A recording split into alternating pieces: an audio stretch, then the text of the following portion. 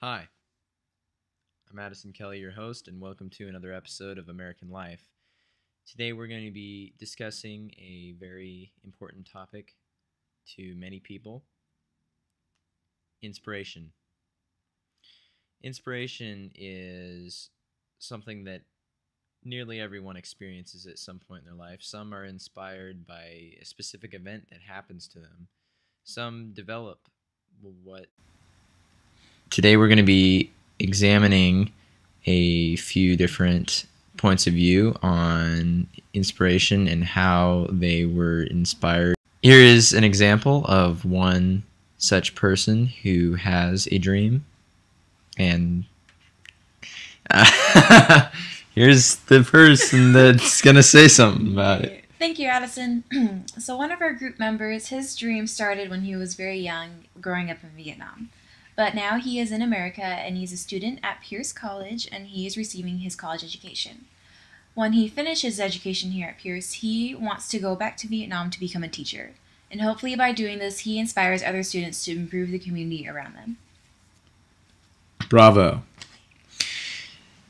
Stick with us. We'll be right back after these messages.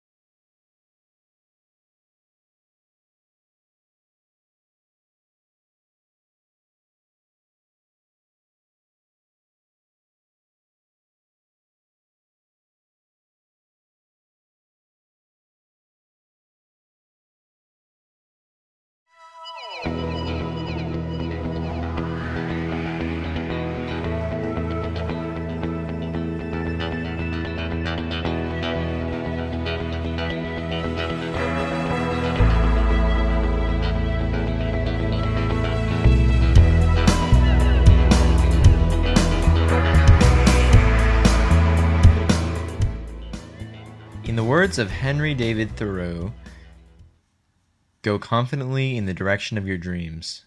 Live the life you have imagined. This goes right along with today's theme, as dreams are the children of inspiration.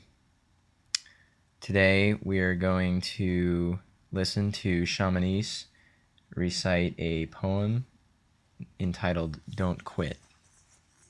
Thank you, Addison. When things go wrong, as they sometimes will, when the road you're trudging seems all uphill, when funds are low and the debts are high, and you want to smile but you have to sigh, when care is pressing you down a bit, rest if you must, but don't you quit. Life is queer with its twists and turns, as every one of us sometimes learns, and many a failure turns about when he might have won had he stuck it out. Don't give up though the pace seems slow, you may succeed with another blow. Success is failure turned inside out, the silver tint of the clouds of doubt. And you never can tell how close you are. It may be near when it seems so far. So stick to the fight when your heart is hit. It's when things seem worse that you must not quit. Thank you, Chamonix. You're welcome. That was a beautiful poem that you wrote. I didn't write it. All right.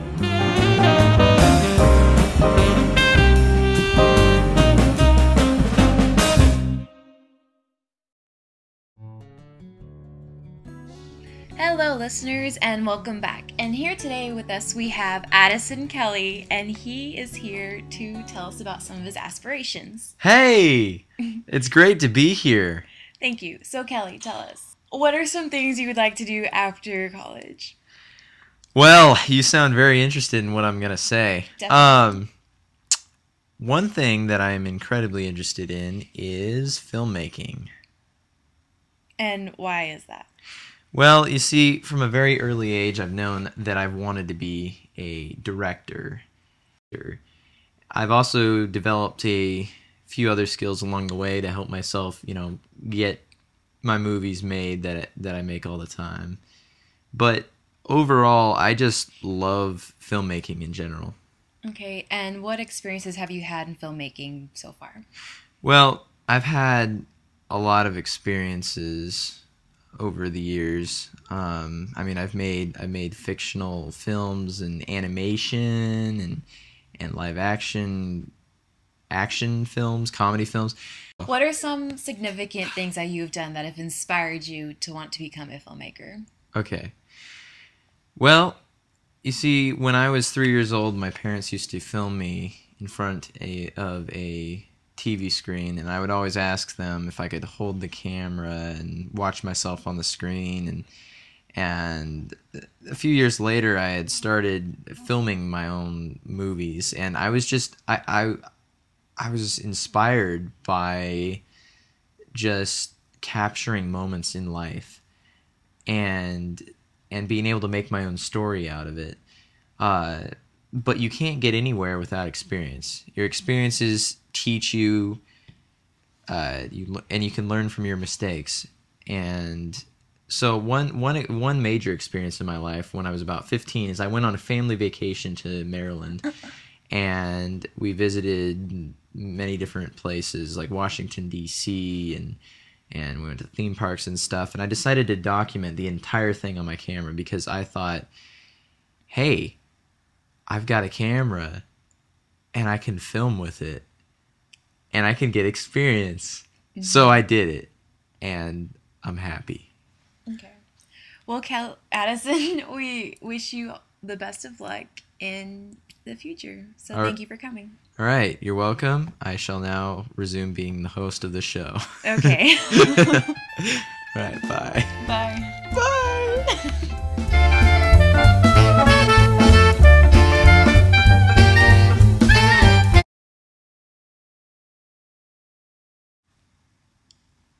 Hi, welcome back once again. This is Addison Kelly, your host. We're now going to listen to Shamanice read off Amber Galez's essay entitled Life in Its Making.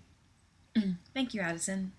So Amber starts off saying, as I was a kid growing up in a home of religious beliefs, I've always felt any problems can be helped through prayer to God. When I would walk around with my parents, I would see homeless people, and I felt so bad for them that I would go home and pray that they may someday get out of their situation and make a life for themselves. I have the soft spot for people in need for help, and I feel that with the support of God, they can make it out of whatever situation they may be in. One time I was walking with my dad to the store, and a man walked up to me and asked me for spare change. I gave him a few quarters, and he was so happy, and he said, "God bless you," to which I replied the same. I then gave him a hug, and he started to cry. It seemed to me that he has not had much human interaction, and me being a 7-year-old girl, making a 6-year-old man's day made me happy. To this day, I think of him. When I drive by and see any homeless person, I know that I cannot give everyone money, but I try to continue to spread the love of God, which is just fine. I hope to one day be a doctor, and whatever I specialize in, I'd like to help out the sick and spread the love and strength of God through medicine. And that concludes Amber's essay. Thank you, Amber. That was a very inspiring and touching story, which leads me to another point. What would Jesus do?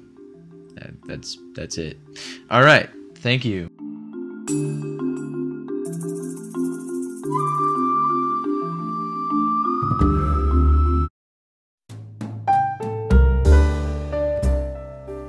In the words of Victor Hugo, inspiration and genius, one and the same. Thank you for tuning in to our program and for listening to our different stories and quotes. Thank you, Amber Galaz, for your story or your essay. You're welcome. Thank you to our other male member, Luann, for your input. No problem, man. And thank you, Shamanice, for everything you did. Thank you for including me. You're welcome. Thank you, Addison, for showing up and telling us about your inspiration and dreams. Hey, no problem, Addison. You're handsome, by the way. Oh, thank you. Anyway, we're now going to close on one last inspirational quote. Okay. This quote is by Les Brown Sr., and he says, "Shoot for the moon. Even if you'll miss, you'll land among the stars." Thank you for listening. Goodbye.